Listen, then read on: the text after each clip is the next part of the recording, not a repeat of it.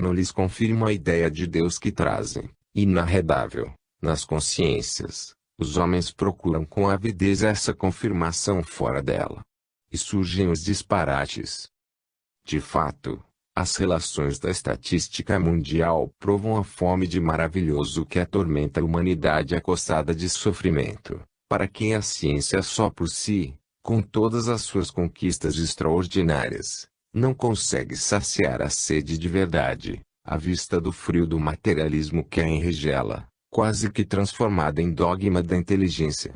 Falta-lhe Deus nas entranhas, falta-lhe alma aos raciocínios e o mundo aspira ao alimento do amor dos amores e da causa das causas. Se a lógica da ciência orienta milhões de destinos, a cegueira da crendice dirige outros tantos. Se não vejamos. Na França, onde é o teogênio da latinidade, os gastos nacionais com predições ultrapassam de muitos bilhões empregados do orçamento das pesquisas científicas do país. Nos Estados Unidos, baluarte da civilização moderna, milhões de criaturas integram a clientela dos adivinhos. Nunca foi tão avantajado na Terra o contingente de organizações, livros, folhetos e revistas de vaticínios, encantamentos, bruxarias e mesmo de ficção científica, exaltando o fantástico e o sobrenatural, como nos dias que passam. Nunca tantos curiosos consultaram tantos embusteiros, impostores, cartomantes, ledores de buena dicha e os mais diversos e extravagantes charlatães, como agora. Nunca se conjeturou, se fantasiou, se abusou e se exagerou tanto, como hoje, um tema delicado qual o dos discos voadores e das conquistas da astronáutica. E nunca houve, além disso, tanto extremismo entre a penúria de muitos e a abastança de alguns, tanta distância entre a fome do povo e a pompa em nome do Cristo, qual ocorre na atualidade. Perguntar-se-á, onde há lógica em tudo isso? Argumentamos, porém, com a vida. Isso é a fuga da experiência rotineira para o sonho poético, a atração do desconhecido, o temor do futuro vazio, o anseio de transpor horizontes, na direção do sem-fim. Dentro desse quadro de contrassensos e antagonismos, realidades e fantasias, certezas e dúvidas, é natural que o espiritismo também sofra a investida das ilusões de criaturas incautas ou inexperientes, mas isso em nada lhe altera o conteúdo doutrinário ou esmaece o clarão dos postulados. E ele caminha, pregando a mediunidade técnica. Combate hoje as mesmas mediunidades empíricas e as mesmas ideias que supersticiosas que proliferaram nos séculos medievais.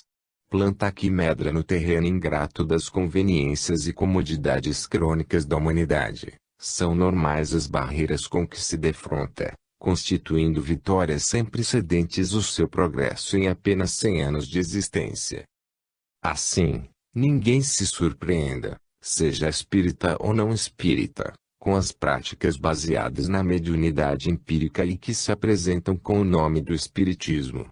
Impeço para raciocinar com bom senso não é problema apenas da nova revelação, é, e sempre foi, o problema da própria ciência. Nada tem a ver com a doutrina espírita os excessos desse ou daquele agente de perturbação ou as interpretações infelizes dessa ou daquela instituição. Ainda mesmo quando se rotulem de princípios ou práticas espíritas, do mesmo modo que nada tem a ver, com a ciência, as absurdidades que se fazem ou se propagam em seu nome pelos exploradores da boa-fé popular. Não importa o que se creia ou que descreia. O mundo espiritual está aí, a morte esfuma todas as fantasias, os fatos argumentam por último, as verdades espíritas são indestrutíveis. Colegas invisíveis. Raul Riot. Quem ouve falar de alunos comumente imagina a escola de imediato, qual se encontra concebida na Terra, a sala de aulas, o professor no currículo, as carteiras para lições e meninos atentos. O sentido de educação que há na vida surge por toda parte. Instrução abrange todos os lances da atividade terrestre. A escola começa no lar, onde os filhos são aprendizes dos pais, retratando-lhes os exemplos. E seguem-se adestramentos da infância e da mocidade, que vão do exercício da flecha em malocas perdidas na mata ao escoteirismo nas cidades modernas. Em todos os lugares, o ensaio e a reflexão. Principiantes de oficina reproduzem os sistemas que colhem dos artífices que lhes orientam as profissões. Governados imitam as qualidades e modos que observam nos governantes. Raramente pensamos, enquanto encarnados no mundo, nos espíritos desenfaixados da veste física que nos acompanham de perto, exercitando maneiras e preferências para a reencarnação que os espera. Parentes desencarnados, amigos de eras remotas, inteligências afins, adversários do pretérito, irmãos de raça e múltiplos necessitados outros de experiência e de luz vivem faceando conosco, na arena física, integrando-nos o séquito de simpatizantes ou fiscais e compondo-nos o grupo de ação ou a família invisível. Todos nos recebem a influência, tanto quanto somos por eles influenciados, sobretudo, são discípulos compulsórios e naturais de nossa palavra e conduta. Plasmamos para eles determinados figurinos de conduta, auxiliando-os ou prejudicando-os, dentro da mesma lógica com que os genitores transviados arruinam os sentimentos dos filhos menos amadurecidos na virtude ou com que os mestres relapsos desfiguram o caráter dos pupilos de evolução iniciante, transmitindo-lhes defeitos de erradicação trabalhosa. Nas tarefas do dia a dia, convence-te de que a solidão não existe, do ponto de vista espiritual. Na carne, se possuímos instrutores que nos amparam, retemos conosco educando os desencarnados que se valem de nós. Observa o que sentes, o que pensas, o que dizes e o que fazes. Nada realizas em teu favor ou em teu desfavor tão somente. Todos estamos cercados de testemunhas e são as testemunhas que falam de nós, na justiça da vida, espalhando o que lhes damos. O mundo é uma escola de proporções gigantescas, cada professor tem a sua classe, cada um de nós tem a sua assembleia. A lei da morte. Romeu do Amaral Camargo. Berço e túmulo complementam-se nos fios do destino. A morte não é noite sem alvorada nem dia sem amanhã, é a própria vida que segue sempre. Julga o homem que a desencarnação seja o epílogo de tudo, a lei, no entanto, prova-lhe que a sepultura guarda o prólogo de outra vida mais ampla. Ele fala, morrerei. Ela esclarece, viverás. Ele blasfema, nunca mais. Ela confirma, existirás para sempre. Ele insiste, quero nada. Ela responde, impossível. Ele deblatera, aspira ao não ser. Ela proclama, avançarás. Vates e filósofos inúmeros admitem, há milênios, na morte vinho capitoso de puro esquecimento. Materialistas e gozadores, nela supõem, há séculos, o travesseiro de chumbo a desfazer-se em névoa e cinza. Espíritos fracos e infantis no estágio carnal declaram na marca o final do pensamento a embuçar sem poeira indistinta. Não te enganes, porém. Ainda mesmo quando o acaso parece triunfar nos sucessos da vida, o divino arbítrio rege e domina, anotando compromissos e administrando experiências. A lei da morte é a vida. A vida humana é consciência. E consciência é responsabilidade. Por isso, não aguarde soluções miraculosas aos problemas que te afligem, a buscar, inutilmente, esperanças no absurdo ou no sobrenatural, e nem te afoites por transitar nos campos do fenômeno, porquanto, via de regra, dele pouco se aproveitam os homens, de vez que a humanidade não é composta de newtons a estudar leis universais, através da simples queda de maçãs. O corpo é o escrínio da terra, a alma é a luz da eternidade. Se aspira a viver na condição de espírito encarnado, no rumo da morte convertida em vitória nos planos superiores da vida, expôs o serviço do bem como sendo a tua própria razão de ser. As intercessões que partem da altura, Na lei do merecimento aurido no trabalho em favor dos outros, alteram continuamente o itinerário das existências, há miríades de mortes retardadas, inumeráveis provações substituídas, austeras expiações minoradas e milhões de golpes frustrados. Abraça a alma do semelhante além da forma física, auscultando-lhe as dores íntimas com o fim de compreendê-lo e auxiliá-lo. O ato de amor possui a incorruptibilidade do sol. Só a fraternidade profundamente desinteressada e praticada, reunindo e sublimando espíritos, ato por ato, de lar em lar, de caminho em caminho e de ombro em ombro, pode alçar-nos da morte à vida, em elevação permanente, como quem abandona em definitivo o convívio da sombra para identificar-se à plena luz. Revisão Espírita. Teles de Menezes. Destituído do sobrenatural, o Espiritismo produz a fé que é certeza plena, pacífica, baseada na ciência e na filosofia, sem apelar para o misticismo, dispensa arrazoados sutis e aparentemente lógicos de que habitualmente se valeram seitas do passado para iludir quem raciocina, maneja fatos e argumenta com a vida, não carecendo da mínima ardileza ou de engenhosas adaptações a ideias novas do mundo para manter-se racional. Não é unicamente uma religião bela, é uma crença positiva, coerente, marchando ombro a ombro com a ciência no combate ao mito, à superstição e ao fanatismo de qualquer natureza, alijando a estratégia secular da formação religiosa dogmática, interessada em manter o número de seus profitentes pelos freios da tradição e pelos antolhos da rotina. Consola como toda religião, mas o consolo que distribui satisfaz a razão, fundamentando-se nas respostas a todos os porquês que acicatam a alma, confere resignação a quem sofre, mas levanta a resignação otimista, construtiva e operosa, dentro da qual a pessoa não se acomoda inércia e nem se deita na estrada das circunstâncias, na expectativa da morte. A todos aqueles que indagam sofrendo ou experimentando perplexidades diante do universo, o Espiritismo liberta, acalma e reajusta, fazendo compreender, antes de fazer crer. O espírita, à vista disso, há de ser racionalista, pois ninguém poderá ser espírita por simples hábito ou somente por interesse social. O espiritismo requisita análises, conclusões, estudos, e, coroando toda a realidade que apresenta, pede esforços persistentes para que a criatura supere espiritualmente a si mesma, na esfera de limitações que ainda carregue. O maravilhoso, a adesão cega e o entusiasmo inconsciente não lhe alimentam a fé.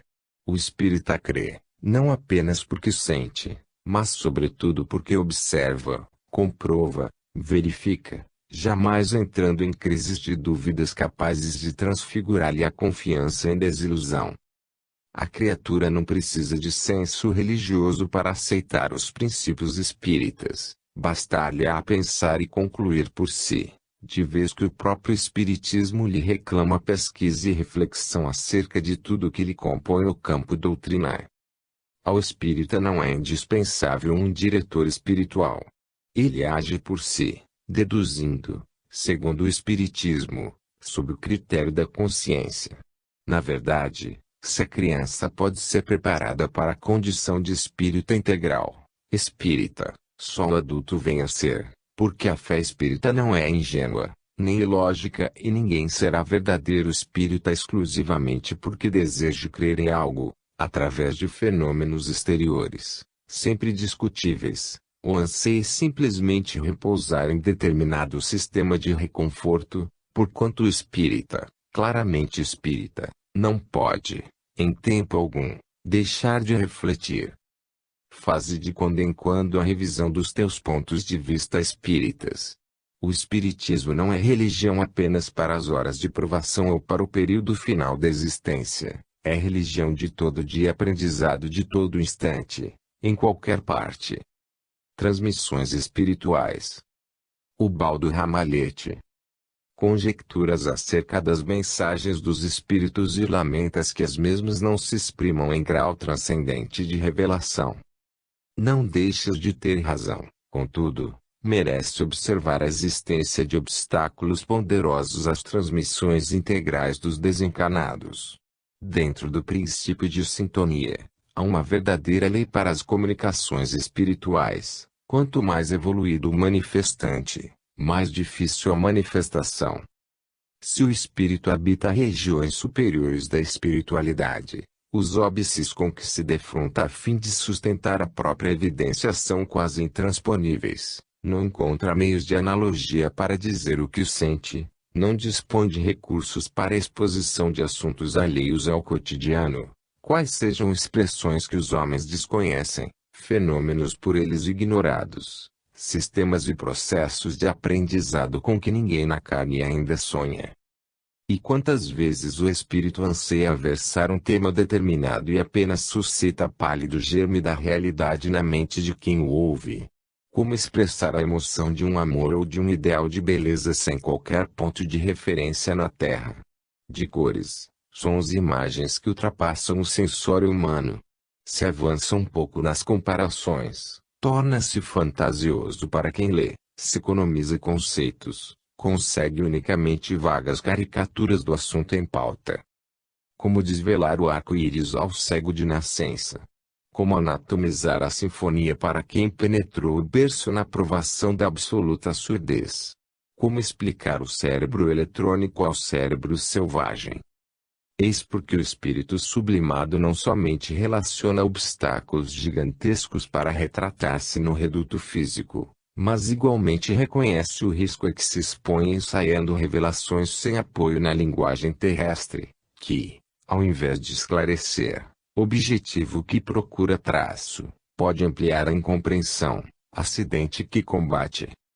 Vem daí a mole de registros e informações mediúnicas de assimilação mais acessível, sem pretensões de ineditismo ou originalidade, não só de espíritos penhorados ainda à cultura mediana, como também de entidades extremamente elevadas que, examinando as dificuldades e respeitando as situações, se condicionam às eventualidades, para serem quanto possível mais simples.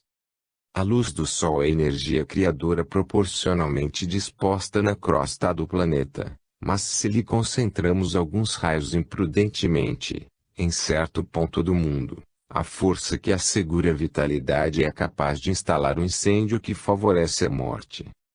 Há como motivo vista disso, a revelação espiritual transmitida há de graduar-se convenientemente, porque, em qualquer província do universo, a sabedoria da vida não admite experiência sem base nem ensino sem gradação.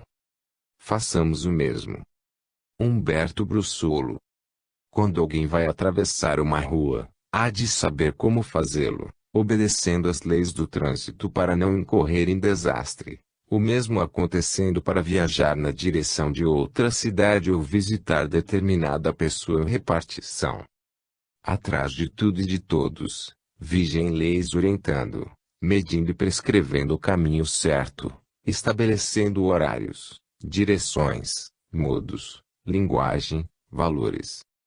Assim também sucede na vida moral, por detrás de todas as atitudes, há leis que as superintendem, pesando e avaliando emoções e ideais. Por isso, a preguiça, a cólera e o egoísmo impõem prejuízos fatais, da mesma forma que a diligência no bem, a paz e a caridade trazem vantagens inapreciáveis. Para essas leis não há erros, nem exceções. São firmes, constantes, inderrogáveis. Eis aí o valor do Espiritismo. Ele expõe as minúcias das leis que nos governam, munindo a criatura de defesas e conhecimentos para que erre menos e acerte mais, superando as próprias fraquezas. A convicção do espírita no espiritismo é igual à convicção serena e racional do matemático na matemática, do químico na química, do biólogo na biologia. O espiritismo mostra as causas, o espírito aprende a controlar os efeitos. Da mesma forma que a astronomia demonstra, explica e interpreta a gravitação, a obliquidade da eclíptica e muitos outros fenômenos exatos e invariáveis da mecânica celeste, constrangendo o astrônomo a aceitá-los pacificamente, Para não desajustar observações e cálculos, o Espiritismo demonstra, explica e interpreta a existência das leis do karma, da reencarnação, da sintonia e do intercâmbio entre os espíritos e muitas outras leis exatas e invariáveis, compelindo o espírita a aceitá-los pacificamente para não falsear diretrizes e decisões. Depreende-se que o espírita não goza de vantagens especiais para viver na criação, porém, com a força que o espiritismo lhe propicia, muito pode para vencer a si mesmo. Ciente dos princípios que lhe orientam o espírita torna-se capaz de orientar suas próprias ações. Raciocinando com essas certezas evidentes, não inculpes alguém por tristeza ou fracasso que te assediem. A rigor, ninguém te pode fazer infeliz, de vez que assumes voluntariamente as atitudes que te infelicitam. Também urge apreciar que nunca somos vítimas das circunstâncias, somos vítimas de nós próprios, das ideias, das emoções e das escolhas entre o melhor e o pior, que adotamos no conjunto das leis que nos regem. Reconheçamos que os nossos problemas não são novos. Para galgarem as eminências de onde nos inspiram, os grandes luminares da espiritualidade enfrentaram todos os problemas que nos assaltam e tudo deram de si para superá-los. Se aspiramos à elevação, façamos o mesmo. Fim.